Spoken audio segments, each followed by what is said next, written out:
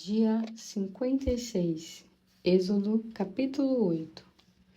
Depois o Senhor disse a Moisés: Vá ao Faraó e diga-lhe assim: Assim diz o Senhor: Deixe meu povo ir para me oferecer culto. Se você não deixar, vou encher todos os seus territórios de rãs. O rio transbordará delas. Elas subirão do rio, avançarão pela terra e entrarão na sua casa. Nem nos quartos de dormir vocês terão descanso, pois as rãs entrarão neles e subirão nas camas. Isso também ocorrerá nas casas dos seus oficiais e avançarão sobre o povo. Entrarão nos seus fornos e nas bacias de amassar pão. As rãs virão sobre você, seu povo e todos os seus oficiais. E o Senhor continuou falando a Moisés: Diga a Arão que estenda a vara sobre os rios, sobre os canais, sobre as lagoas, para fazer subir rãs em toda a terra do Egito. Arão estendeu a mão sobre as águas do Egito e apareceram rãs que cobriram a terra do Egito. Mas os mágicos do Egito fizeram as mesmas coisas com as suas artes mágicas, fizeram aparecer rãs na terra. Naquela situação crítica, o faraó mandou chamar Moisés e Arão e disse-lhes: Peçam ao seu senhor que tire as rãs, e eu deixe o povo ir e oferecer sacrifícios ao Senhor. Moisés respondeu ao faraó: É só dizer quanto devo orar a seu favor pelos seus oficiais, pelo seu povo, para que as rãs sejam retiradas da terra e fiquem somente no rio. O faraó respondeu: Que seja amanhã. E Moisés disse: Está bem, vossa majestade. Ele saberá que não existe ninguém como o Senhor nosso Deus. As rãs serão afastadas de vocês e de suas casas, dos seus oficiais e do seu povo, ficarão somente no rio. Então Moisés e Arão saíram da presença do faraó. Moisés chamou o Senhor por causa das rãs, como tinha prometido ao faraó. E o Senhor atendeu ao pedido de Moisés. Assim morreram todas as rãs que estavam nas casas, nos pátios e nos campos. Ajuntaram-se as rãs mortas em montões, espalhando um terrível cheiro por todo o país. Mas, quando o faraó viu que o país estava livre das rãs, endureceu o coração e não deixou o povo ir. Isto aconteceu como o Senhor tinha dito que iria acontecer.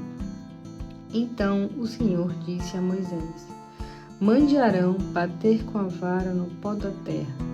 Ao fazer isso, o pó vai se transformar em piolhos por toda a terra do Egito. Moisés e Arão fizeram o que Deus tinha ordenado. Assim que o pó da terra foi tocado pela vara de Arão, os homens e os animais ficaram infestados de piolhos. Todo o pó se transformou em piolho na terra do Egito. Ora, os mágicos do Egito tentaram fazer a mesma coisa com as suas artes secretas, mas não conseguiram produzir piolhos, e os piolhos infestaram os homens e os animais. Isso é dedo de Deus, disseram eles ao faraó. Mas o coração do faraó continuou endurecido. Ele teimou em não dar ouvidos a Moisés e Arão, como o Senhor os tinha prevenido. Em seguida, o Senhor disse a Moisés: Levante cedo de manhã e vá encontrar o faraó na beira do rio, quando ele estiver indo às águas. Diga a ele: Assim diz o Senhor: Deixe meu povo oferecer culto a mim. Se não deixar, vou mandar enxames e mais enxames de moscas sobre você, sobre seus oficiais e sobre o seu povo, e as casas do seu povo e toda a terra em que vivem os egípcios estarão cheios de mosca. Mas note bem, farei com que na terra de Gósen isso não aconteça. As moscas não amolarão os israelitas. Assim você terá de reconhecer que sou o Senhor de toda a terra. Para deixar isso claro, vou fazer distinção entre o meu povo e o seu povo. Esse sinal do meu poder mostrarei amanhã. E o Senhor fez com que disse de modo que a casa do faraó e a casa dos oficiais e de toda a terra do Egito ficaram infestadas de moscas. E a terra foi arruinada pelas moscas. Então o faraó mandou chamar Moisés e Arão e disse: Vão, podem oferecer sacrifícios ao seu Deus, mas faça isso aqui mesmo no Egito. Isso não, respondeu Moisés. Os nossos sacrifícios são uma abominação para os egípcios. Se fizermos isso aqui na frente deles, não nos apedrejarão. Precisamos ir ao deserto a uma distância de 3 dias de viagem. Lá oferecemos sacrifícios ao Senhor nosso Deus, como Ele nos mandou. Então o faraó disse: Podem ir e oferecer sacrifícios ao Senhor, seu Deus, no deserto, mas não vão muito longe e orem por mim também. Moisés respondeu-lhe assim: Assim que eu sair daqui, vou orar ao Senhor. Pode estar certo que amanhã os enxames de moscas se retirarão do faraó, dos seus oficiais e do seu povo. Mas não queira nos enganar de novo, impedindo que o povo de Israel vá oferecer sacrifícios ao Senhor. Logo depois que Moisés se despediu do faraó, orou ao Senhor. O Senhor atendeu o pedido de Moisés e as moscas deixaram o faraó, seus oficiais e seu povo. Não restou uma só mosca. Mas também, dessa vez, o faraó endureceu o coração e não deixou o povo ir. Lucas, capítulo 11. Numa ocasião em que Jesus estava fora orando, um dos seus discípulos veio quando ele terminou e disse-lhe: Senhor, ensine-nos a orar como João ensinou os seus discípulos. Essa foi a oração que ele lhe ensinou: Pai, que o seu nome seja reverenciado pela sua santidade. Venha ao seu reino, dê-nos o nosso alimento dia a dia e perdoe os nossos pecados, porque nós também perdoamos aqueles que pecaram contra nós, e não nos deixes cair em tentação. Depois, ensinando-lhes mais a respeito da oração, ele disse: Suponhamos que à meia-noite você fosse à casa de um amigo e dissesse a ele: Amigo, empreste-me esses 3 pães, porque um amigo meu acaba de chegar para visitar-me e eu não tenho nada para lhe oferecer. Ele responde: Então do quarto, por favor, não peça para eu me levantar. A porta já está trancada para passar a noite. Eu e os meus filhos já estamos na cama. Dessa vez, infelizmente, não posso me levantar e dar a você o que me pede. Eu digo a vocês, embora ele não faça por ser seu amigo, se você continuar a bater na porta, ele se levantará e lhe dará tudo quanto você precisa, por causa da sua insistência. Por isso eu lhes digo, peçam e vocês receberão. Procurem e vocês acharão. Batam e a porta se abrirá, pois todo aquele que pede recebe, todos os que buscam encontram, e a porta se abre a todo aquele que bate.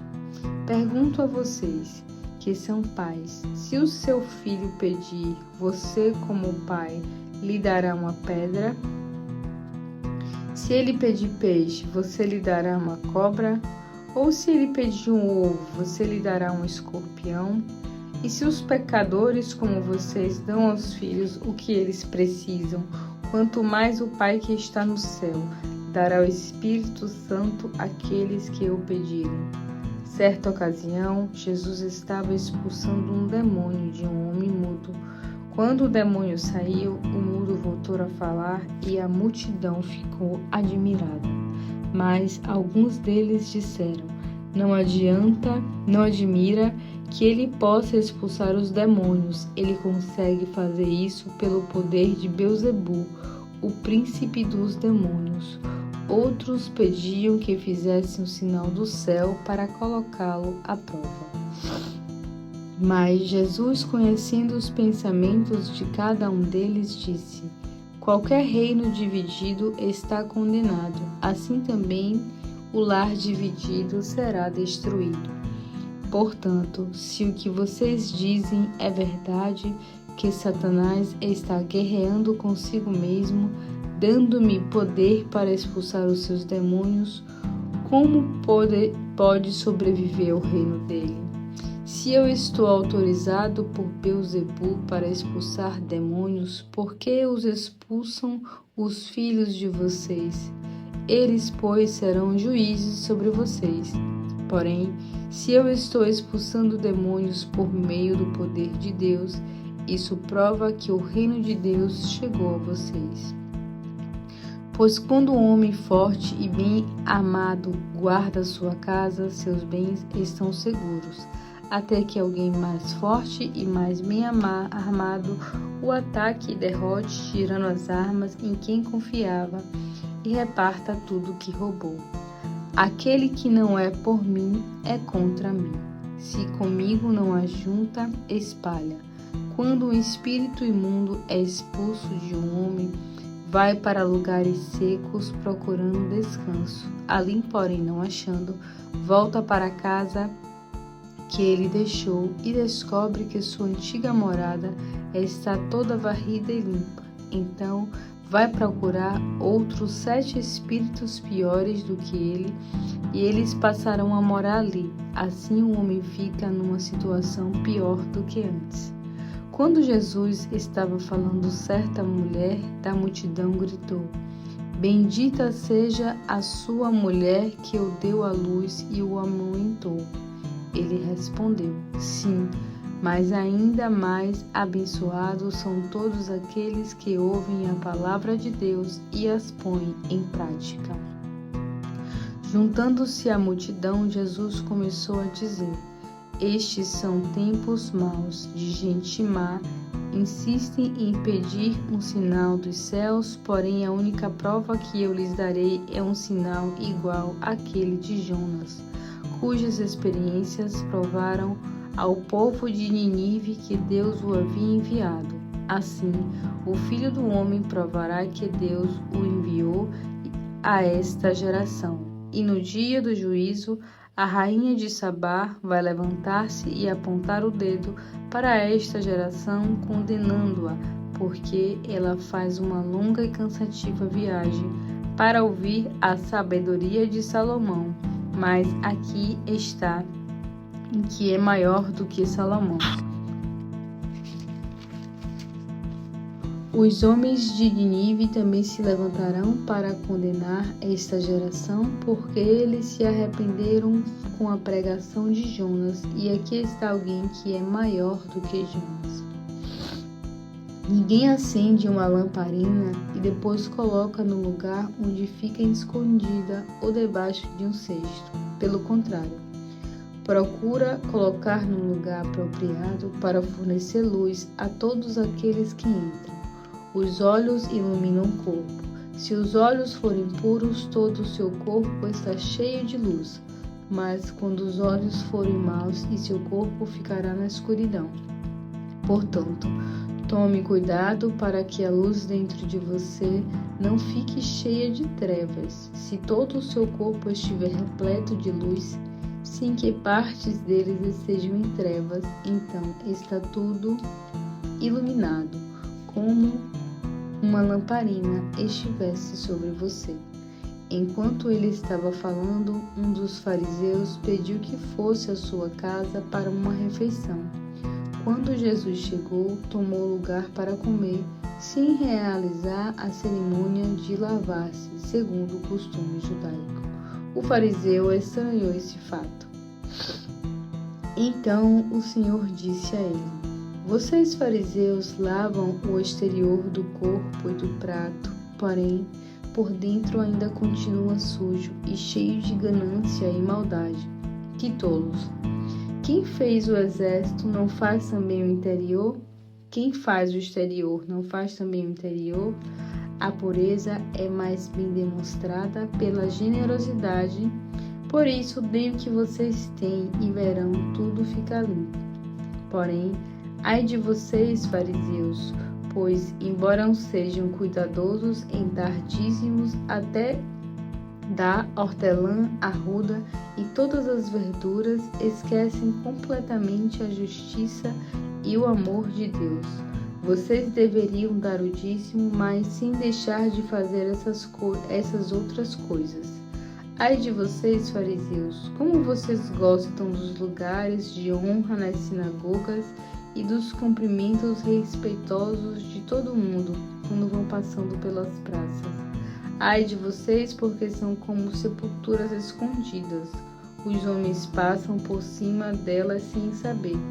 Mestre, disse um dos estudiosos das leis que estavam ali, minha classe também foi atingida com o que o Senhor acaba de dizer. Sim, disse Jesus. Quanto a vocês, especialistas na lei, ai de vocês também, porque esmagam os homens debaixo dos fardos difíceis de carregar, e vocês mesmos não levantam um dedo para ajudá-los. Ai de vocês, porque fazem túmulos bonitos para os profetas e os mesmos profetas que os seus antepassados mataram. Assim vocês se mostram como cúmplice naquilo que os seus pais fizeram, pois eles matam os profetas e vocês edificam seus túmulos. Isto é o que Deus diz a esse respeito. Eu lhe enviarei profetas e apóstolos, e vocês matarão alguns e outros perseguirão. E vocês dessa geração serão considerados responsáveis pelo sangue dos servos de Deus, desde a fundação do mundo, desde o sangue de Abel até o de Zacarias, que foi morto entre o altar e o santuário. Sim, eu afirmo a vocês que esta geração será considerada responsável por tudo isso. Ai de vocês, especialistas da lei, pois guardam a chave que abre a porta do conhecimento. Vocês mesmos não entram e impedem os outros de terem uma oportunidade de entrar. Os fariseus e os mestres da lei ficaram furiosos. Daquela hora em diante, eles fizeram uma porção de perguntas, tentando apanhá-lo em alguma contradição. Jó 25. Então Bilbade, o suíta, respondeu: Fique sabendo que o domínio e o temor pertencem a Deus. Ele é poderoso e controla os céus. Seria possível contar os seus exércitos? Ele faz a sua luz brilhar sobre todos os homens. Como é que você pensa que um homem pode ser justo diante de Deus? Pode um simples mortal deixar de ser culpado? Para Deus, nem a lua tem brilho e as estrelas não são puras aos olhos dele. Quanto menos será o homem aos olhos de Deus, ele não passa de uma larva. O filho do homem não passa de um verme. Então Jó respondeu. Capítulo 26. Mas que grande ajuda você me dá quando eu estou fraco e desanimado da vida. Que socorro você prestou ao braço que não tem vigor. Que fabuloso conselho você é e que grande sabedoria você revelou. Como foi que chegou à conclusão tão brilhante? Quem o ajudou a descobrir essas grandes verdades? No reino dos mortos, os homens tremem de medo debaixo da água com seus moradores. A morte está nua perante Deus e nada encobre a destruição. Ele estende os céus do norte sobre o espaço vazio e faz a terra flutuar sobre o nada. Conserva a chuva em grossas nuvens que não se rompem com o peso da água. Com as suas nuvens, ele esconde a face da lua cheia. Ele colocou um limite para os oceanos, uma divisão entre a luz e as trevas para o dia e a noite. Quando Deus fica irado, até as colunas do céu estremecem e ficam perplexas. Com o seu poder, ele agita o mar, com a sua sabedoria, ele derrota o monstro dos mares. Com um simples sopro, ele transforma uma tempestade em céu azul. Com a sua mão, matou a serpente arisca. Isso é apenas uma amostra do poder de Deus. Um simples sinal. Quando ele mostrar toda a sua gloriosa força, quem será capaz de sobreviver?